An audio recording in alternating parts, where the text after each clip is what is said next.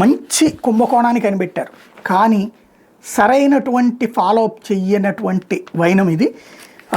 తాజాగా సాధారణంగా భూమిలో ఉప్పుని వేయరు, ఎందుకంటే ఉప్పు అనేటటువంటిది ఆ భూమి సారాన్ని దెబ్బతీస్తుంది.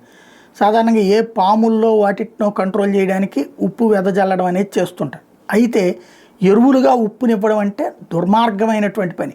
కానీ ఇట్లాంటి ఒక కుంభకోణం వెలుగులోకి వచ్చింది 2024 సెప్టెంబర్ 10, అంటే ఈ ప్రభుత్వం అధికారంలోకి వచ్చాకే గుంటూరులోని ఏటుకూరు రోడ్డులో ఉన్న VRL పార్సిల్లో పశ్చిమ గోదావరి జిల్లా తాడేపల్లిగూడెం పంపేందుకు సిద్ధంగా ఉన్న ఆర్గానిక్ ఎరువులు వ్యవసాయ శాఖ అధికారులు గుర్తించారు.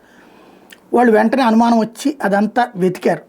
వాటిని ల్యాబ్కి పంపిస్తే 13 లక్షల విలువ చేసేటటువంటి 6,000 కిలోల ఆర్గానిక్ ఎరువుల్ని స్వాధీనం చేసుకోవాల్సి వచ్చింది. ఎందుకయ్యాయంటే అవి ఎరువులు కాదని తెలియంది. అదంతా ఉప్పు అంట, ఉప్పునే ఆర్గానిక్ ఎరువు అని చెప్పారట.